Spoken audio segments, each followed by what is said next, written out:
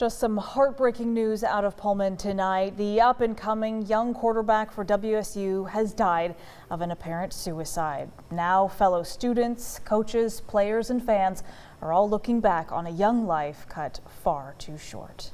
Thanks for being here with us tonight. I'm Whitney Ward. And I'm Mark Hanrahan. We're bringing in Darnay Tripp right off the top tonight. Obviously, it is devastating news. Police say quarterback Tyler Hilinski found dead in a Pullman apartment this afternoon. He was 21 years old. Pullman police sent out a press release at 8 o'clock this evening saying that around 4:30 this afternoon, police officers did a welfare check at an apartment complex for a football player who had not shown up for practice earlier that day and found Tyler Hilinski, 21 years old, deceased with an apparent self-inflicted gunshot wound to the head. A rifle was recovered next to Hilinski and a suicide note was found. They continued saying detectives and the Whitman County Coroner's Office are conducting a thorough investigation to confirm the suspected cause and manner of death. WSU released a statement this evening, including a quote from Mike Leach, who said, "We are deeply saddened to hear the news of Tyler's passing.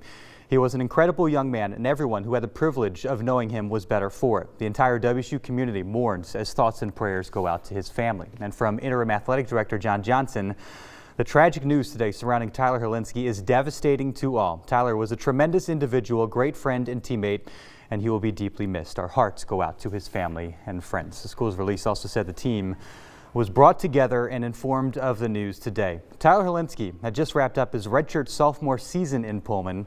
He was Luke Falk's backup the last 2 years, making his first career start in the Holiday Bowl, Washington State's last game. He threw 2 touchdowns against Michigan State. The Claremont, California native led the team's unforgettable comeback win over Boise State back in September and was expected to take over the starting quarterback job in 2018. There was a huge outpouring on Twitter after the news broke. Numerous teammates, including Jihad Woods, saying, "I'm speechless. Doesn't seem real, I should say, at all. I'm sorry, brother. RIP 3. Cornerback Marcellus Pippins, "I'm sick. Heart is so heavy. Rest in peace, Clink." Fellow quarterback John Bledsoe, son of Drew Bledsoe, "God let Tyler find peace. Everyone, please pray for the Hilinski family tonight. Heaven received a very special person." Defensive back Skylar Thomas, "Ty, you were a great teammate, friend, brother, anything we needed you to be. You brought smiles to the people around you. I'm sorry I could not be there for you when you needed a smile for yourself. Love you, man. Rest in peace." And his brother Ryan Hilinski, who is also being recruited by the Cougs, "Please keep my family in your prayers tonight."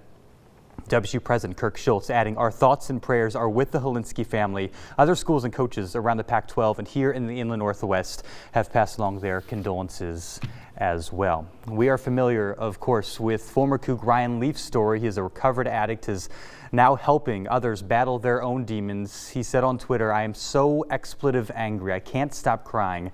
Every human life is so precious. All I wish is that I could have been in that apartment in Pullman, looked that amazing young man in the eyes and said, 'You're loved, Tyler. I'm just like you and I've been here and there is hope.' Hugged him and never let go." And tonight, there's a memorial already growing on the WSU campus. This picture comes from Die Hard Cougs, candles and flowers underneath the Cougar Pride statue. The WSU community absolutely shaken, stunned by the news tonight, as you'd expect. And those tweets, it is profoundly sad to hear from some of these incredibly strong people that we know and have heard from so many different occasions, and to see that raw emotion that we've seen tonight has been just in situations like this, you don't really know how to process it. You don't know the right words to say. There probably aren't the right words to say. And particularly for his teammates who are having to deal with this, that know him so well. You think you know him and what he's going through so well, and then just to be absolutely blindsided by something like this. It's important to note WSU is making counselors available to the football team, and I'm sure athletic department wide for anybody who wants to talk to somebody, which again, if you're ever in a situation like this, so important just to get help, to speak to anybody.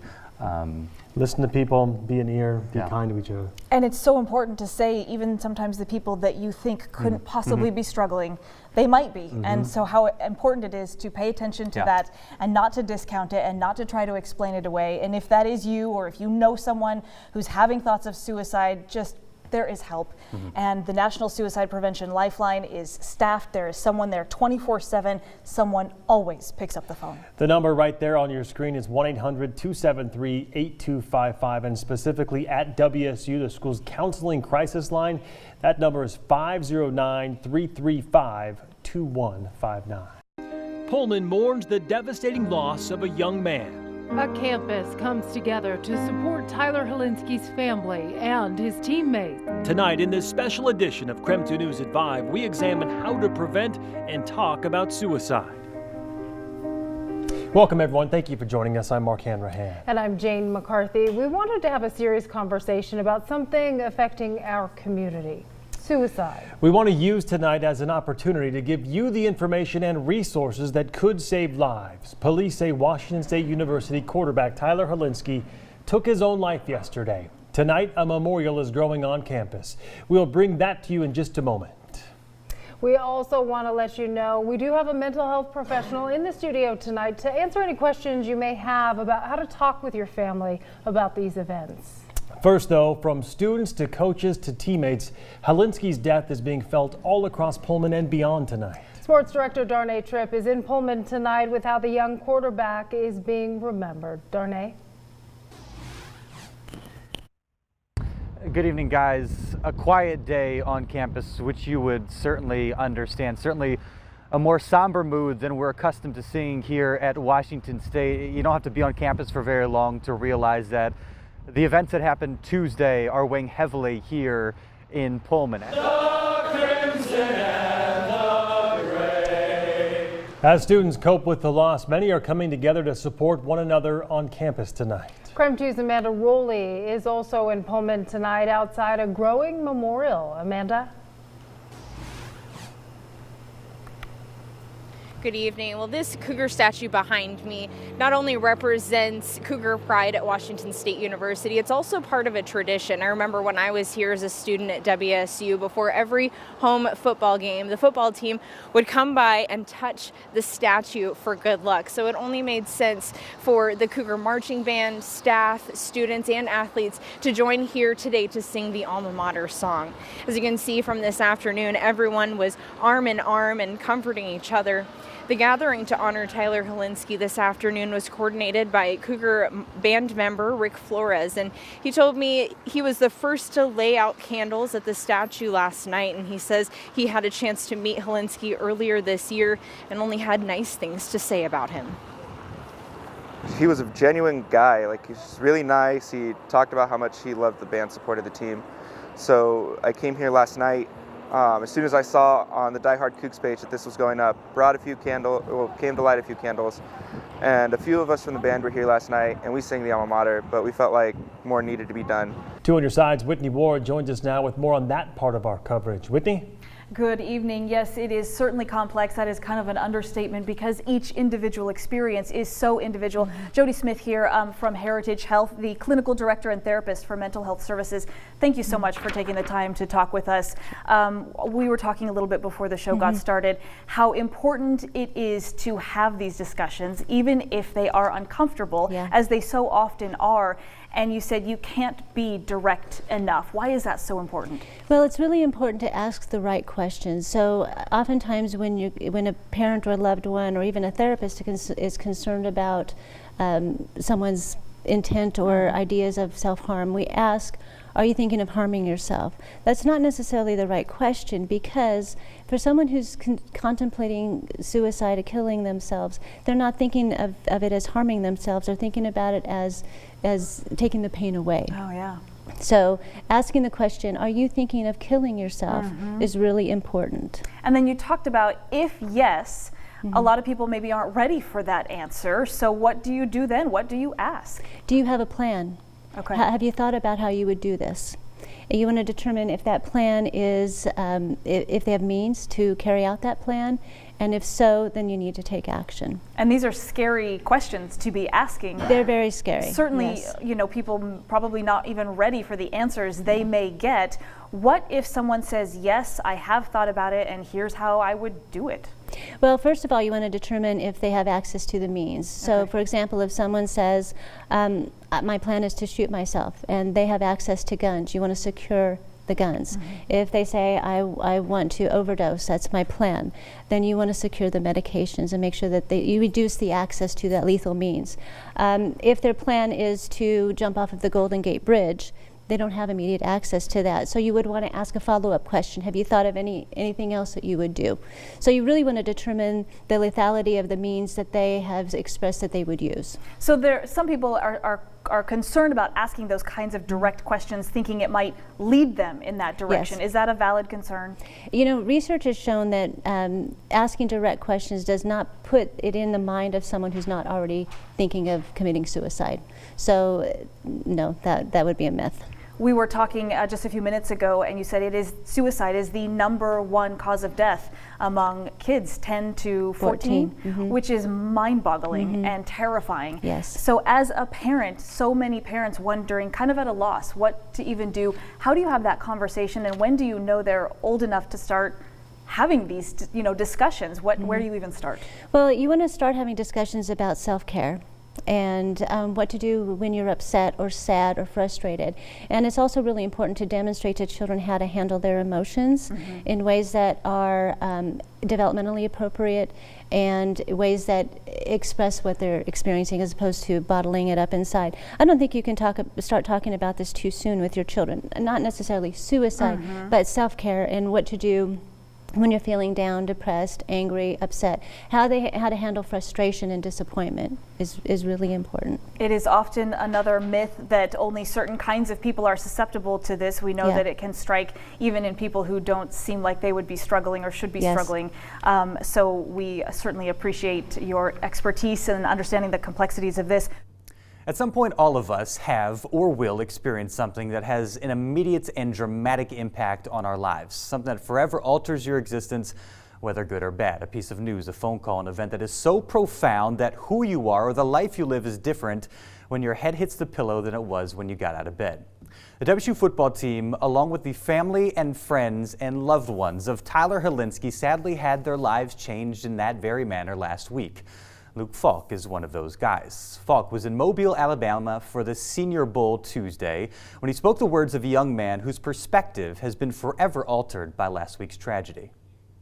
It's always going to be with us. I think, we really want Tyler to be remembered and, this to be talked about. I mean, when suicide is the second leading cause of death from men from 18 to 45 years old, I mean, it should be talked about, and we should do something about it. I feel like at times we feel like we can't express our emotions because we're in a masculine sport, and him being a quarterback, people look up to you and as a leader, so he felt like he really probably couldn't talk to anybody.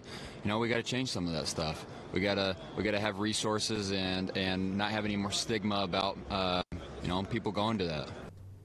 What Luke called for at the end has been the overwhelming response to Tyler Helinski's decision to end his own life. We have to make sure everyone, in this case young men and football players, have the support they need, and that there is room in that environment for emotional vulnerability, for openness about pain and sadness and struggle, rather than just the false bravado and machismo we're accustomed to seeing. It's not enough to make counselors and support available. We got to be proactive about making sure those around us are all right, putting arms on shoulders, checking in, not just asking if they're okay, making sure they're okay and making sure they know that they're loved. Tyler Helinski was loved. That's been so obvious since last Tuesday. Now his former teammates are among those asking themselves some heart-wrenching questions. I think all of us that were close to him just kind of go back and ask ourselves, were there signs? What could we have done? So I think we all kind of feel a little bit of guilt. I wish that I could have given him one more hug. I wish I could have given him a pat on the butt one more time and just, let him know that he's loved.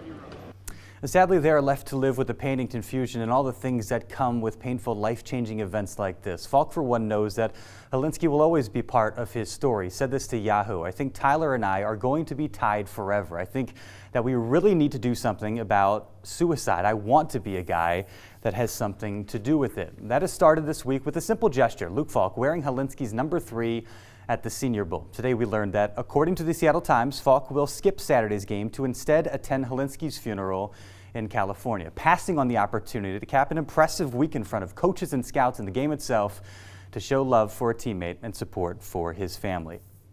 And knowing what we know about Falk, the leadership he demonstrated at Washington State, and the example he set for everyone else in the program, I'm confident that we'll see him live up to his word, doing something about suicide whether it's bringing attention to what causes so many to make that decision or encouraging teams and programs to foster an environment of openness, honesty, care, love, and sympathy for those in pain so that no one feels the need to hide how they're feeling. Luke Falk was forever changed by the death of Tyler Helinski, and now he sounds like a man committed to creating change, which in a very different way could have its own profound impact on someone else's life. Well, it has been about 4 months since the Washington State University community lost quarterback Tyler Helinski to suicide. His death shook the Cougar family. It also inspired many to create awareness for mental illness. Yeah, the Helinski family decided to create Helinski's Hope. It's a project to not only create awareness, but also continue Tyler's legacy. KREM 2's Amanda Rowley met Tyler's mother and brother as they started their trip across Washington State in honor of Tyler.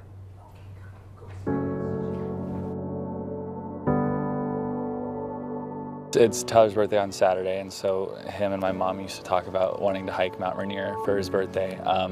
And so we thought, what better way to do it than to, us to come out here and do it. Former WSU quarterback Tyler Helinski's brother Kelly and mom Kim are setting out for a trip across Washington State to honor Tyler and his legacy. They flew into Spokane last night and started their trip in Pullman. So it was a little hard to be up here, but some good things will come out of this hard trip, really. It's difficult, but it's something that's necessary to honor Ty and to help HH and promote our mission statement and help others that are hurting in silence. As they make their trip, Kim and Kelly are handing out these Helinski's Hope bracelets as a way to create awareness for mental illness and honor Tyler. If Tyler's name isn't mentioned, if someone looks at this wristband and all it takes is, what is that? It sparks a conversation that could change countless lives that we'll never know about. It's continuing his legacy. Tyler's legacy can be seen near and far. Photos of Helinski's Hope wristbands have appeared throughout the state and even worldwide. I'm hoping with all the places they've reached and all the stories that have been told with the wristbands on that maybe it can change a life for the better. When we end our hike on Mount Rainier, it's going to be a nice couple of days of thinking about Tyler and remembering him and doing something that we had planned to do together.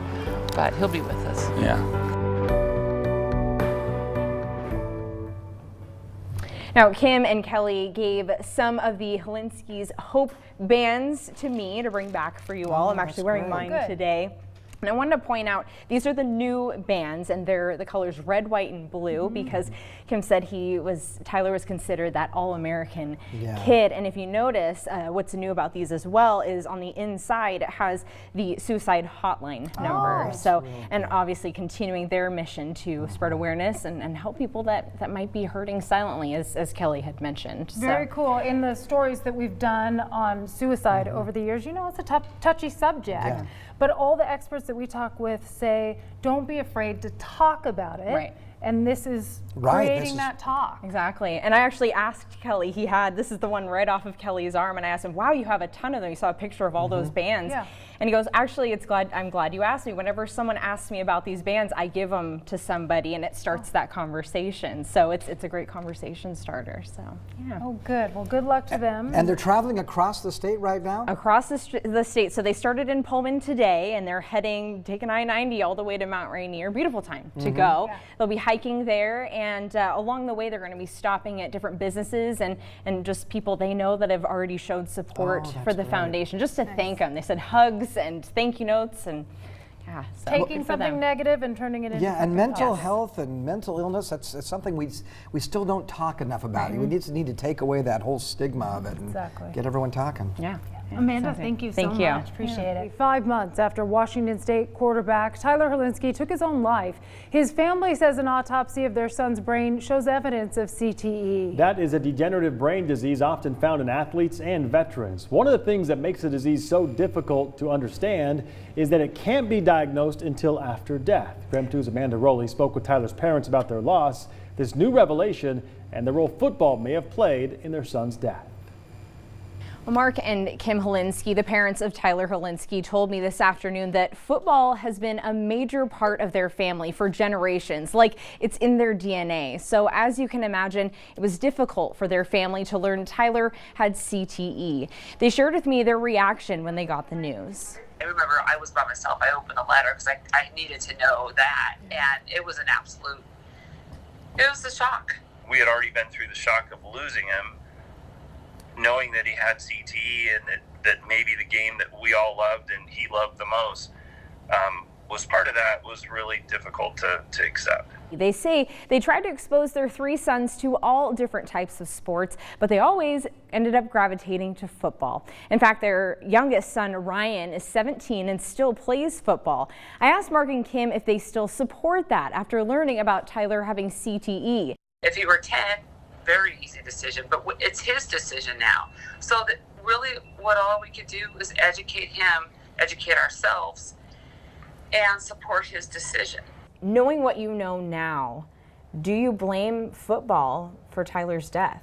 Do I blame football? I don't. If Tyler had died on the field of severe injury, I wouldn't blame football because that was part of the risk in playing the sport. If we had something that we could take our anger and frustration and sadness out, football would be a very easy target, and it might make us feel better for a little bit. But I don't think that's the proper response. So now, instead of focusing on blame, the Holinsky family tells me they plan to continue their efforts to destigmatize mental illness through the Holinsky's Hope Foundation. And you can find more information about Holinsky's Hope by visiting krem.com. Amanda Rowley, KREM 2 News.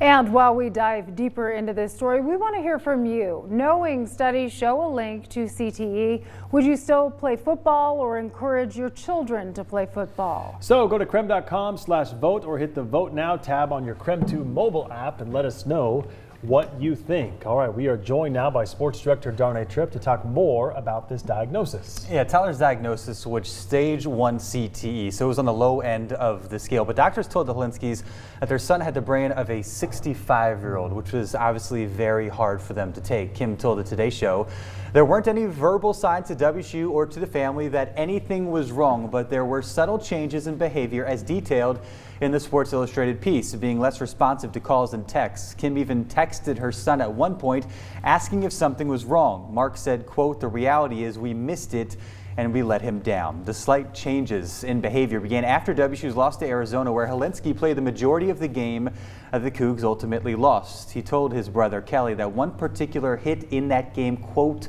rocked him, and he struggled to cope with the loss, feeling like he let the team down. In light of today's revelation, I reached out to WSU for their reaction to the news. They sent a statement stating in part that mental health and suicide prevention has been a priority at Washington State University for a number of years. WSU has and will continue to follow best practices from the NCAA as they relate to mental health and suicide prevention, as well as continue to consult with leading and industry experts. The university had resources available to student athletes prior to Holinsky's death and has added to those resources since. They also have events planned to raise awareness in the coming year, which includes an invite to Tyler's family to raise the Cougar flag before their home opener against San Jose State, which takes place during Suicide Prevention Awareness Month. You can find the complete statement right now on krem.com. Well, college football has officially started over in Pullman. The Cougs are taking on San Jose State University at Martin Stadium tonight.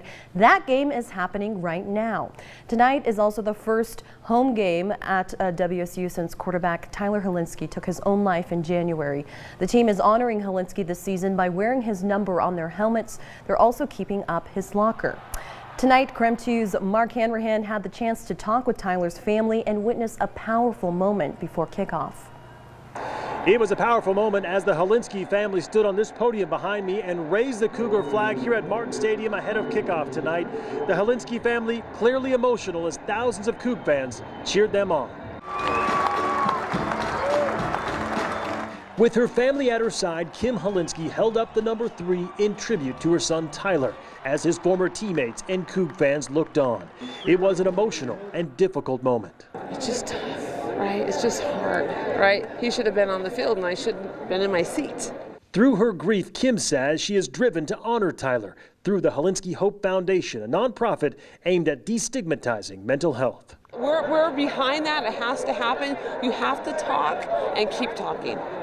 We'll change things. Mental health will be much better for this school. Tyler's mom told me she will continue to honor her son through the Holinsky's Hope Foundation, which tomorrow is putting on training. They're bringing up 2 mental health professionals to give training to student athletes on how to recognize signs of mental illness in their peers. At Martin Stadium tonight, Mark Hanrahan, KREM 2 News. All right, thank you, Mark. Well, here's another way the school honored Holinsky. They handed out towels to people at the game. The towels had Holinsky's jersey number on them. Well, we can't say this enough, so we wanted to let you know if you or someone you know is struggling with thoughts of suicide, please know there is help available.